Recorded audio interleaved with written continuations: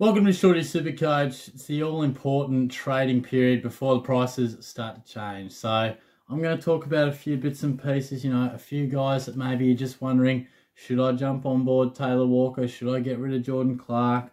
What to do if I've got Caldwell? A few bits and pieces. What rookies do I just have to have before the price change? So I'm going to discuss a few things that are on my mind and hopefully, answers a few questions you've got out there. Speaking of which, I'll be going live on Good Friday, 2 o'clock, sort of lead our way into the, what is it, sort of a twilight game, really, against North and the Dogs. So hopefully I can answer your questions for a couple of hours in the lead up to that one. But look, this week is the most important trades you'll do all year, before the prices change. And it's all about correctional trades, something you missed, something you got wrong, or maybe something that you got okay, but there's something better. Now, I'm going to go through line by line, but I can't stress enough that it's more important to get rookies. It's the most important thing. Prioritise that. If you're looking at your side and going, gee, I'm frustrated with Jordan Clark or something like that, or Paddy Cripps is doing my head in, or, Lockie Neal's not in the form I thought he was. They're not as pressing as making sure you've got the best rookies available, And I'll go through them, but there's nothing worse than having a rookie on your bench that scored 25, 47, and then gets dropped. And he just sort of sits there. And eventually we'll be able to do something with him. But you'd be surprised. Rookies are hard to come by. You just never know when the good ones are coming around. And it might not always work nicely. The timing might not be right. So if you're lucky enough to have no worries in the world other than some correctional trades, credit to you, because you guys probably know I've got a few things on my plate. I've got Caldwell, I've got Draper, they have to go. I've got to do a couple of things with them soon. So there's a few worries there. So let's go through it. Now, the back line, we're pretty short on rookies, but you got to have Tom Highmore. That's a fact. So make sure you got him. I think most people do. Now, what is real interesting is a lot of us probably talked about Jordan Clark and Hayden Young as the real preferences down back in that mid-price arrangement. Now, 2 rounds in, CJ is on fire at the Hawks. He's looking really good. Had a really nice score on the weekend. And Isaac Cumming is really looking the goods as well. He's a little more about your Hayden Young sort of price range, but he's taking kick-ins. I think he had 20 kicks, 2 handballs on the weekend. That's your real sort of prime ball user out of the back line. So, something to think about there. Now, what would I do? Look, I didn't see Hayden Young play on the weekend, so it's hard to make a judgment. Obviously, he was okay in the first week. Clark, he is struggling. He's out of form, no doubt about it. Now, the ironic thing is he scored 80 and 67, and it's felt like he's had 2 games where he was sort of going at about 50s. So he is a scorer because he does kick and he finds enough of the ball without sort of playing well.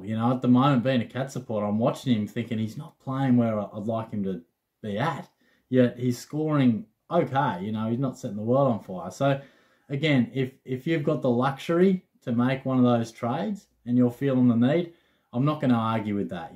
Some of these other guys have the points on the board. You can guarantee that they're going to go up in price, as all of those guys will, but a couple of those other fellas have tons under their belt already. You might be more inclined. I'll tell you what, Cummings probably the one I like the most, to be honest. I think if I had the luxury to do so, I would almost pull that trigger. But trades are like gold. I know it looks like we've got heaps at the moment, but there will be a time coming where you go, Jesus, I can't believe I made those trades at the start of the year because I'm dying to just have a couple of extras right now. So still treat them with plenty of respect. Now, the midfield, there's a bit going on in the midfield. Now, you've got to have Campbell. I'm sure most of you do. You've got to have Powell. I'm sure most of you do. Got to have Goulden. Isn't he on fire? Most of us have them. But I think James Jordan as well. He's a guy who's done like 78 and 82, something like that. And I'll be prioritising getting him through the door because this game's all about cash generation. I know it's fun to make sure we've got a mid-price guy that's scoring and that type of thing. But there is nothing worse than having rookies on the bench, not making your money, and it just stunts your team. You can't grow your side unless you've got some cash generation on the bench for us to downgrade and then upgrade. Trust me on that. So make sure you've got the gun rookies. In terms of a few guys that we've probably got concerns over, you know, Lachie Neale, just keep the faith. He's out of form. I'm probably going to put the VC loophole on him if I do have a loophole. Few things in the air on that. But if I've got the loophole, Lachie Neale's bouncing back sooner or later. Trust me. Paddy Cripps, I would pull the trigger on. Now, couldn't have someone told us that he was carrying a mystery injury in the preseason? Does me head in, you know. I'm thinking, okay, what's going on here? Is something wrong with it? Yeah. And now we hear Sammy Edmonds telling us that he's got a bit of an injury. He's having injections before the game just to get through. It's not going to get any worse, but if it was pre-season, he'd be out having surgery 4 to 6 weeks or something. So, look, that's major concerns. Again, I don't have the luxury position to sort of make that trade, but Cripps is still capable of scoring some big scores, but there's nothing more concerning than a premium that's not fully fit. So that's a worry. And Taranto, you know, are we having reservations about him now? Decent first week. The Giants are struggling, only scores like 67. I'd probably keep the faith. You know, the Giants are struggling. You know, you'd like to think that he's part of a team and midfield group that can bounce back. So I guess, you know, you sort of got to stress that you put a lot of work and a lot of research into this side. So keep the faith, you know, unless it's drastically wrong or they're not playing the position you thought or they're not going quite as well. Keep the faith. You know, this is a 5-set match, you know. I mean, sometimes we're judging things off 2 games. It's like watching Roger Federer and he's lost the first couple of games. You know, you still back him in to come back. I mean, not everyone that we select is a Roger Federer sort of type, but the point being is just because you're a breakdown early in the first set doesn't mean you're not going to win the match. So just because some of these guys haven't had amazing first 2 weeks doesn't mean their 3rd and 4th weeks aren't going to be good. And those guys who were starting well, maybe they drop off. It can happen, you know, or it can just continue to go worse. So sometimes I understand the merit and the thinking behind, well, they've got the points, I'm just going to go with them, you know, and I'm going to receive that boost in price. So it really comes down to how your team fares. Now, in the ruck department, make sure you've got Flynn. I think most of us do. Got to have him. Look, if you've got Draper, and look, he's not super popular, but trying to cover everybody's needs here. If you've got Draper, you know, a couple of things you could do. You could either bring in Flynn, if you haven't, or Flynn is probably a solid enough R2 for a couple of weeks, you know. You could go Draper to Hickey, you know. Again, Hickey's not an amazing selection, but he's got the points on the board. He's going to go up in price. Now, you could just wait a couple of weeks. Riley O'Brien is going to drop significantly. You know, you might be like, hey, Matty Flynn, take my R2 position, hold the fort for a couple of weeks. Then I'm just going to have Draper chilling there as a VC loophole. And when O'Brien dips a little bit, which will be, I think his break even about 230. I'm not quite sure why he's scoring so poorly, to be honest. But and then all of a sudden O'Brien is your stepping stone to Max Gawn or Brodie Grundy, whichever one you don't have. So it's a bit fiddly, I know. And this is the risk, isn't it, when you don't start the Gawn and Grundy. You know, it's certainly blown up in my face. It was always had some form of risk, but an injury in round 2 is just a bit of bad luck, really. So I'm disappointed with that. But in terms of the forward line, also a lot to go on about here. I think, you know, Danaher at the moment isn't the selection maybe we had all hoped for. Again, I'd encourage you to keep the faith. But I understand if you say, look, I'm bringing in Jarman Impey because he's racking up 20 touches with ease off halfback. He's coming off 120.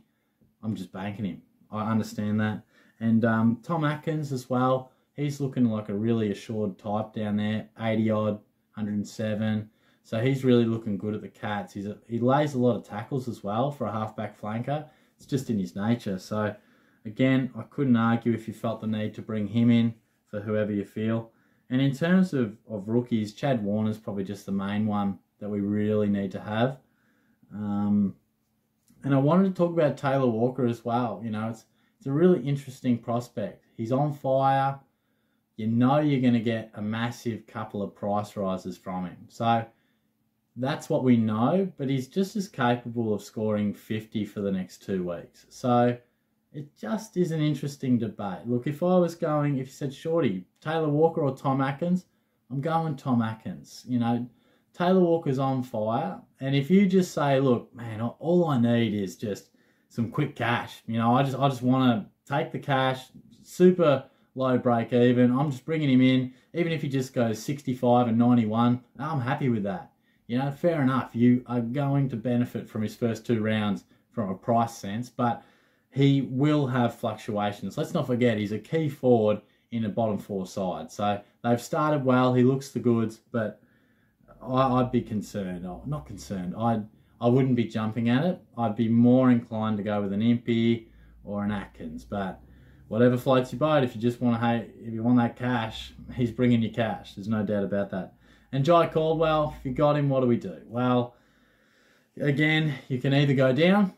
You can go down to Impey. You can go to Atkins. You might bring in Taylor Walker. You might say, stuff it. I'm getting that coin. Fair enough.